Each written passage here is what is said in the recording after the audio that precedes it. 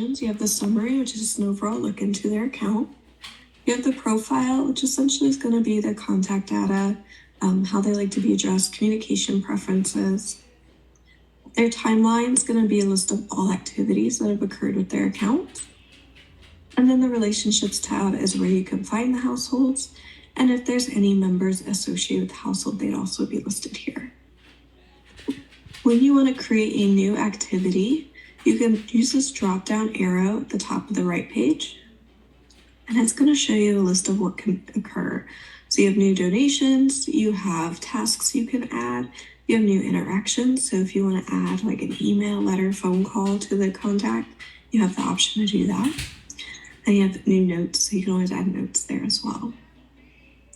I'm going to click on new donation just so you can take a look at what that looks like.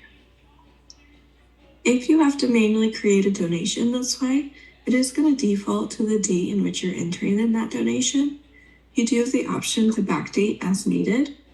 This will come in handy when you get those checks on December 31st that you're starting to enter at the beginning of January.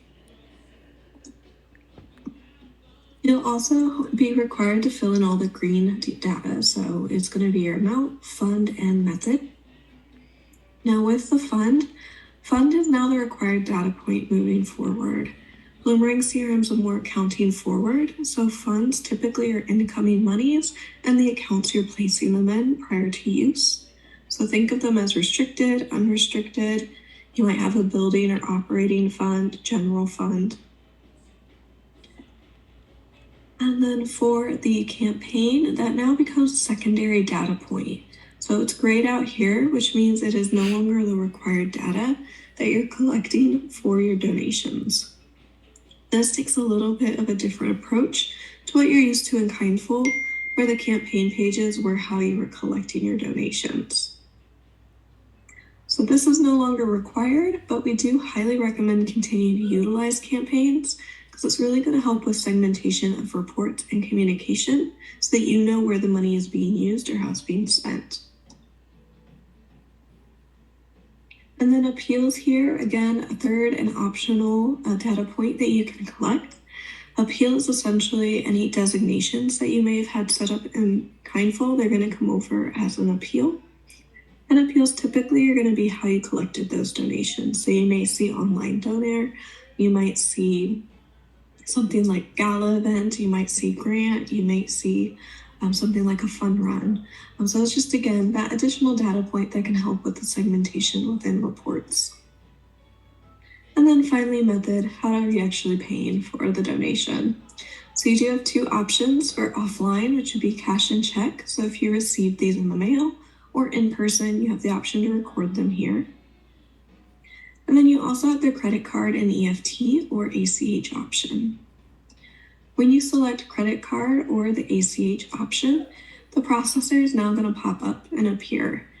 It originally is going to start off as do not process, which means it's not going to run the card, and this would be for recording purposes only. Or if you need to actually process the payment, you can select the processor of Bloomerang Payments and continue to enter in your card details. Or in the situation of the ACH, it'll have you enter in the banking information. With ACH and credit card, those are online payment types, so they are being processed, which will trigger an auto receipt, which you'll see here on the right side of the screen. For any auto receipt templates that you have created, you can select them to go out, but it will default to how you have your auto receiving established initially. If you are electing to record a cash or check donation, because it is not processing, it is not going to generate an auto receipt.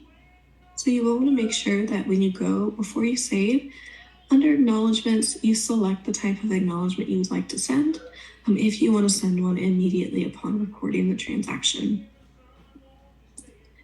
These send nows are going to be generated based off of your communications that you have set up on the far left side under your emails.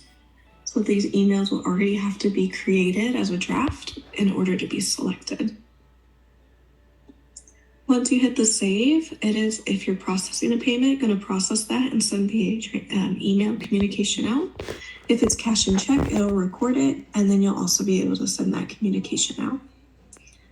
Any questions on the recording of a manual donation? Nope.